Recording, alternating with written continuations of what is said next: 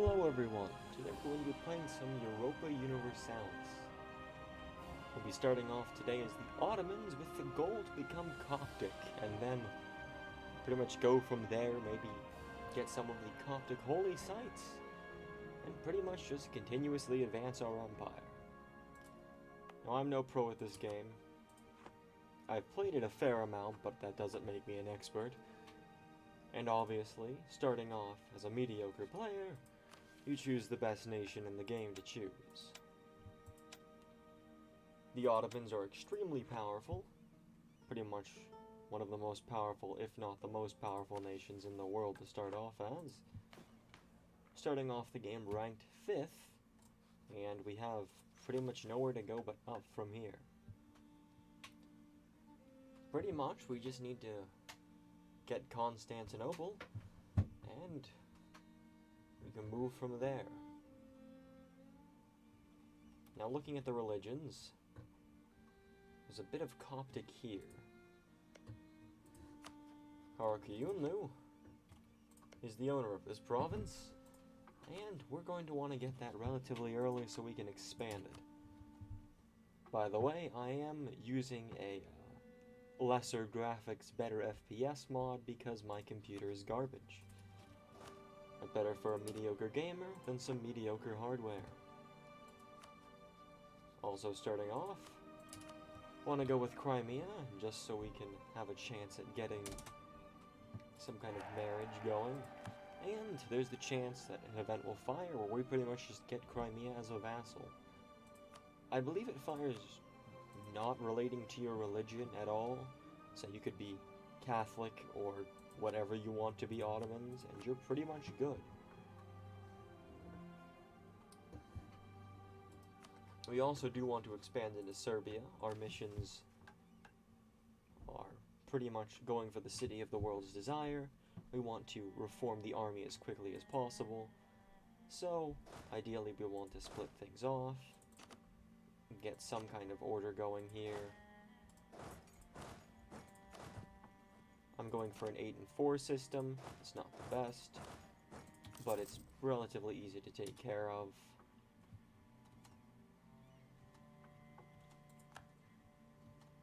We have a force limit starting off of around 38, so we can expand our army relatively quickly.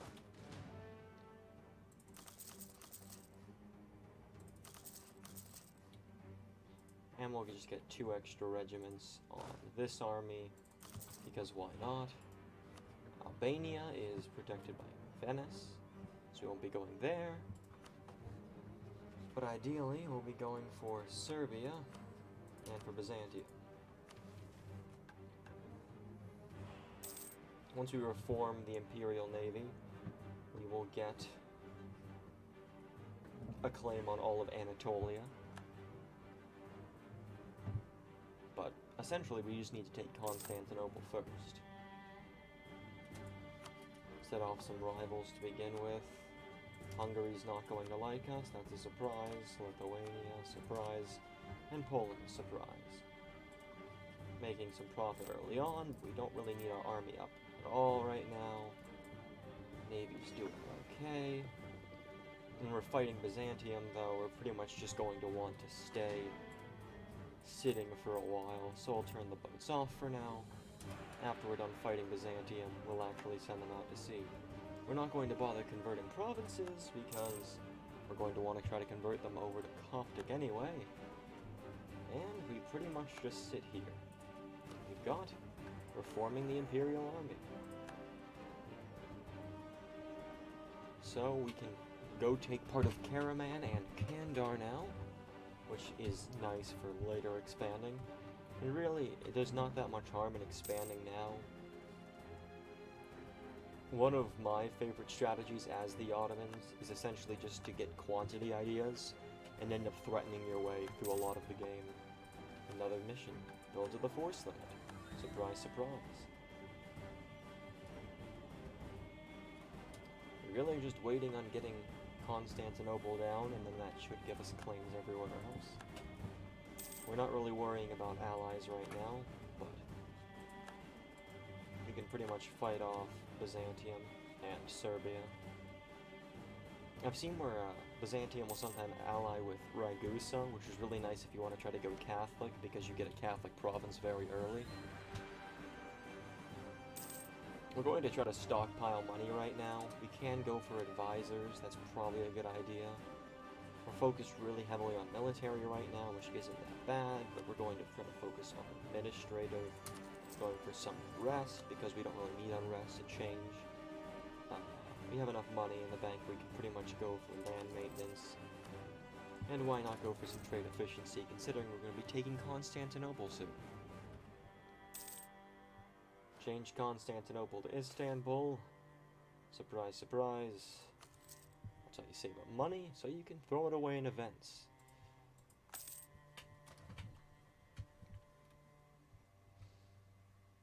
Ideally, we can take Constantinople, take some, possibly threaten Ak-Koyunlu into giving us Erzincan. After we court, we can give it to an estate, to the Dahimi, I believe. Yes, which is about tolerance.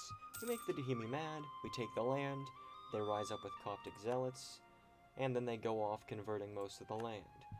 You give that more of the land that's converted to Coptic to Dahimi, and then let them expand again until your entire nation becomes pretty much Coptic, and then you just happen to fall into being Coptic. It does fall in pretty well with the Ottomans, considering we have to take, I believe the Coptic holy site is something like Alexandria, and something more stuff down there. We also do get some more missionaries, and the perks for being Coptic, I believe, aren't that amazing, but they are something. Go for Erzincan, and Kosovo is probably the best choice, but we should go for Zeta if we wanted to try to keep expanding. But Kosovo's got gold, so we'll go with that. Because I'm lazy, I'll go over here and see if we can threaten a war.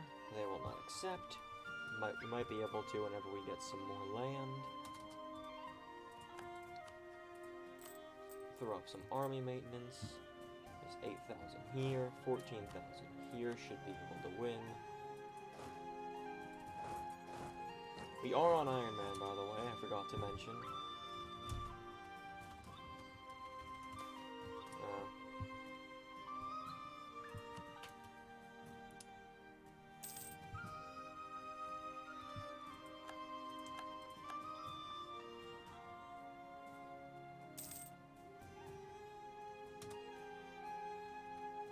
Really should be improving relations with people.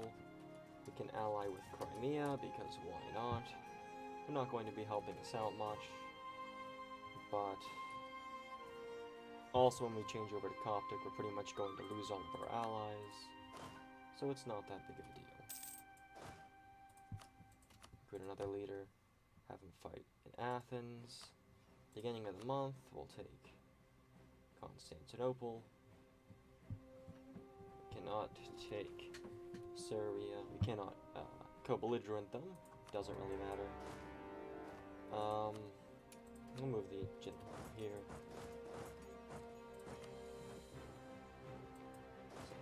Send him in. First day of the war, start mobilizing stuff off.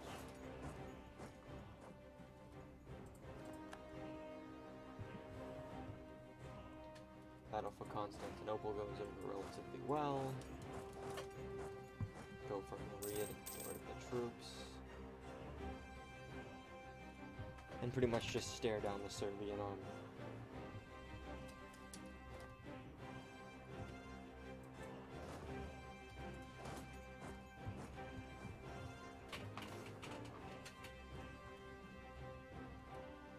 Doesn't really matter what we go for now in legalism and mysticism, because we're going to be switching over to Coptic anyway.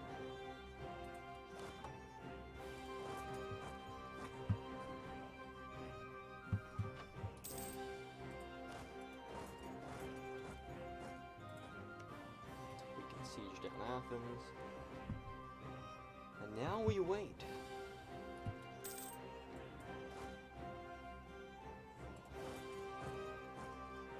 We could possibly attack Serbia, but I'd rather have overwhelming advantage. We also could possibly take our navy out and try to destroy the Byzantine navy and siege down Constantinople faster, but I really don't feel like losing a lot of money. We probably should just be improving relations with our neighboring countries, and not letting our diplomats go to waste. It really doesn't matter what we're spending them on right now. Alcoy Union is expanding, which isn't the best for us, considering we need them to die eventually. But we can also go for Wallachia and possibly threaten them. And we'll just keep a free diplomat, because why not? Actually, we'll just go for a different country. We need a Jagellan. Well, there goes Poland and Lithuania. Really hoping that did not happen, but it won't be that big of a deal, considering I'm pretty much planning on expanding southward mostly. Serbia is nice, but after the Ottomans attack them once, they pretty much just die and get eaten by Hungary. So that's what usually happens in the games. Consort doesn't really matter. If we go over to Coptic, I believe our government has to change to disallow the current system. The Sultanate, the Special Ottoman Government, the Ottoman leader's harem, that just doesn't fly with Coptic laws and traditions, so that has to change. Really hoping something falls here, really should. Pretty much we just want Serbia out, and Athens fell. That's nice, we're moving up here. Hopefully Constantinople will fall, it didn't, and we're running low on men here, so bring them down. Serbians don't really care what we're doing right now.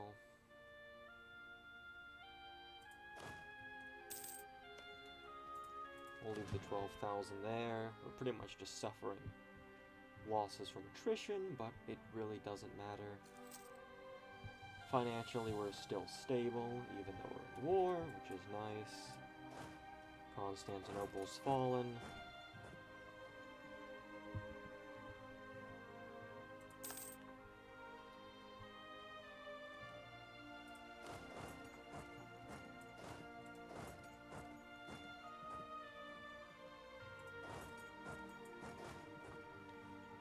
And we do a little dance with the Serbians, take Moria, and get a diplomat out of the way.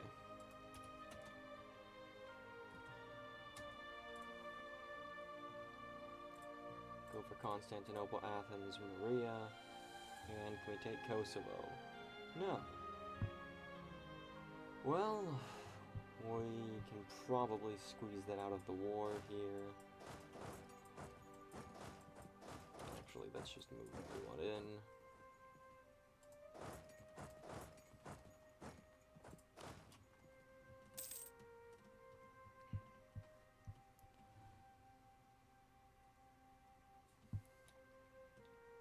Take out the Serbians, divide and conquer. They're pretty much just stuck running away.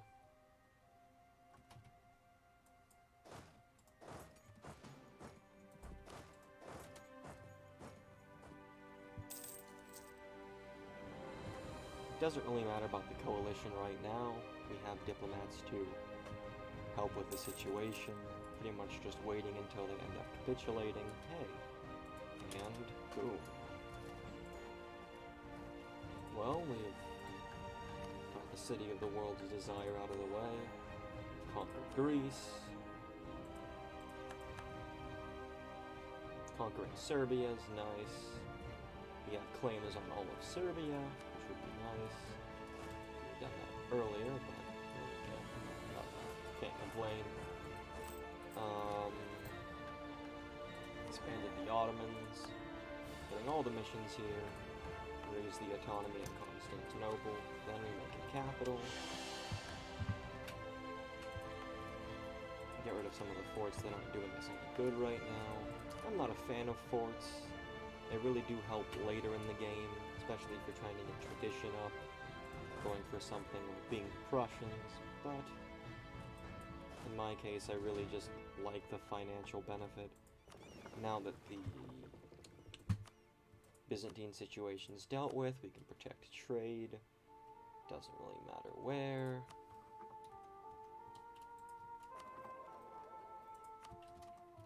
We call a merchant and go for him to collect trade in Constantinople.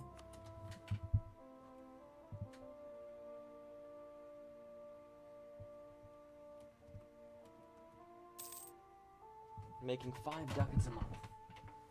That's something. And we can finally, now that I've remembered it, deal with our cores situation. First, let's get rid of threatening countries and deal with outraged countries. Also, go for Oltena, because that's probably going to fall first. We do, however, have some interesting situations going on in terms of a coalition, so let's not bother. Get rid of unrest to just hopefully deal with the situation quicker. And try to make the overextension go away.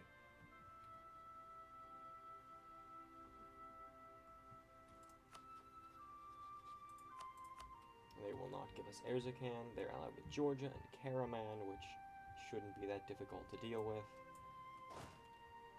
But we'll move the troops over, put them on half maintenance temporarily, and pretty much just let things be as they are.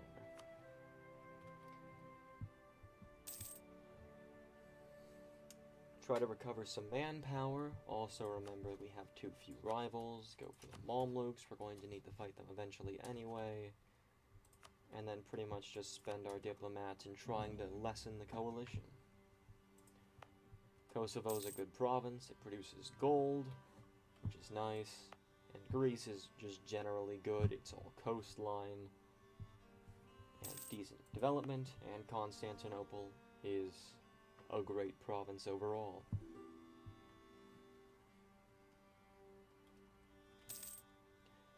Sometimes you do see little Coptic nations popping up everywhere. Like, sometimes Akkoyunlu will have a civil war or something, just peasant revolts going up and up. People are fabricating claims on us, that doesn't really matter. Reinforcing manpower. Really, there's no chance of anyone attacking us, so we can move everything down a bit more.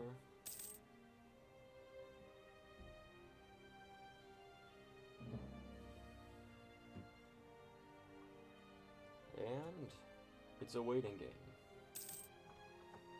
Now we do have... Now Serbia is getting attacked by Venice, that's not surprising. They're going for the coastline, making decent income, but we can't build any marketplaces. We really need to get some more advanced technology for that. And ideally we'll get some military technology in the next month or two.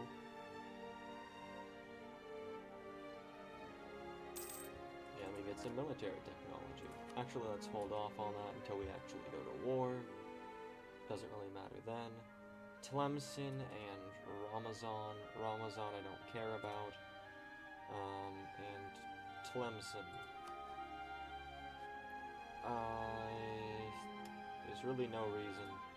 Not to mention we are going to be leaving them anyway. Don't really care about Bosnia. Theoretically, our force limit is increased. It has, however, we are still running low on manpower. We'll take these 2 extra units off and just let them sit pretty much. I'll take unrest, considering we did annex some new lands. These ships, I have no use for them, so we're mothballing them.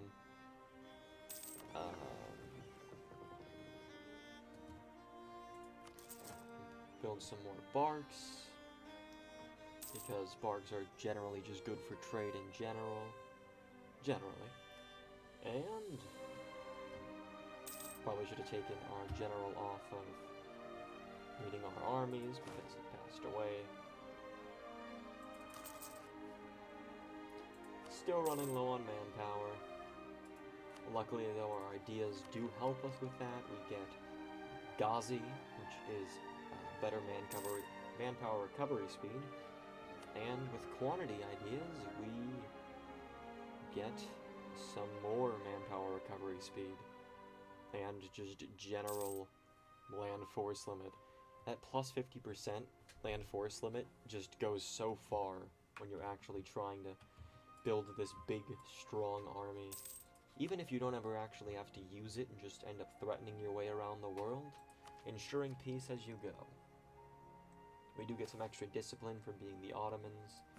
That's always nice. For creation cost. Cavalry, which I don't use much. War exhaustion doesn't come up much. Tax, always good. Trade efficiency, that's nice considering we have Constantinople. And in the end, we have ship costs. But finishing it off with another 33% land force limit modifier. So you'll see everything go up. I don't care about military access. Just make it harder on everyone. The more you make the war long and drawn out, possibly might be able to help. They're building ships in a stupid fashion over here, but I don't really care enough. We've gotten some more cores. Make some more states. And Ulema, some land, doesn't really matter.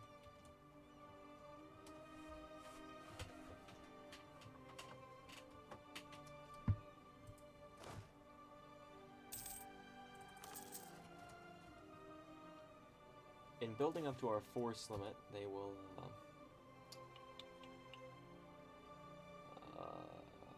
everyone hates me or everyone loves me. I'll go for manpower. I always need manpower. A lack of manpower is just an excuse to stop a war. But a bigger army means you might be able to actually threaten someone. Georgia and Karaman will join. Georgia doesn't mean anything. Karaman has 8,000 troops. Not to mention, we have all of their land, and they are allied with Kandar.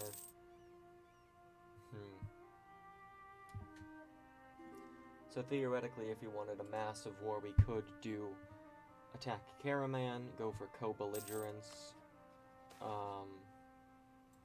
with Kandar, take all of that land in a war, and then also co-belligerent Ok Koyunlu, which you really should be fabricating another claim on, just because why not? Get some more land out of the deal. Even if it isn't Coptic, it will become soon. More states. Kosovo doesn't really matter to us, although it does give us some gold. We're going to hold off on that. Technology-wise, military technology, it's nice, but Duke of Burgundy died. All went to Austria and France. Surprise, surprise. Austria becomes a world power.